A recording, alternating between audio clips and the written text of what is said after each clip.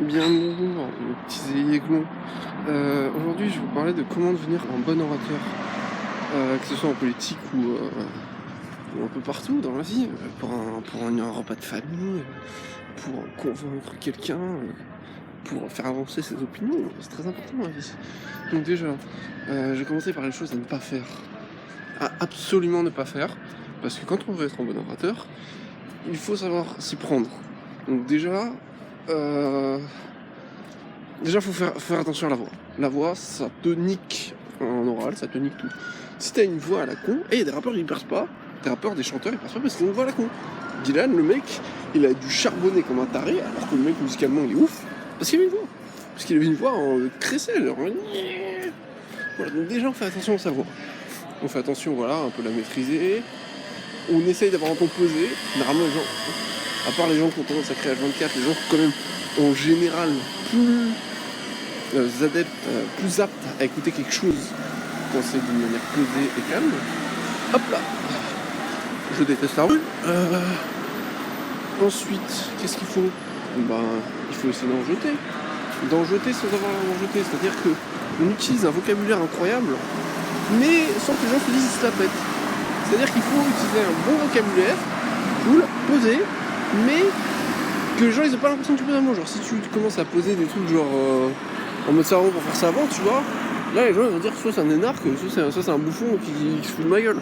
Donc il faut essayer de poser les bonnes choses au bon moment, comme au Scrabble. Des fois les mots simples placés dans un bon contexte sont plus intelligents qu'un mot alambiqué posé n'importe comment. Et je me connais, j'ai tendance à faire ça.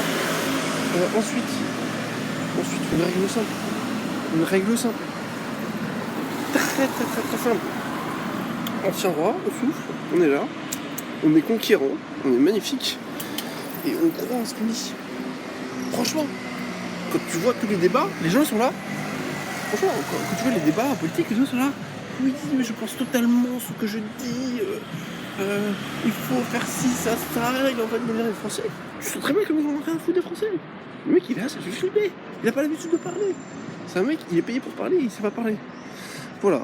Bon, déjà, on a déjà une petite partie. Ensuite, le look. Une première partie, toute la première partie du contact se passe dans le look. T'as un look de ouf. Comme, je sais pas, comme Jean-Luc Mélenchon, avec sa petite coupe. Voilà. T'as un look de déglingué, comme moi, ou comme Jean Lassalle.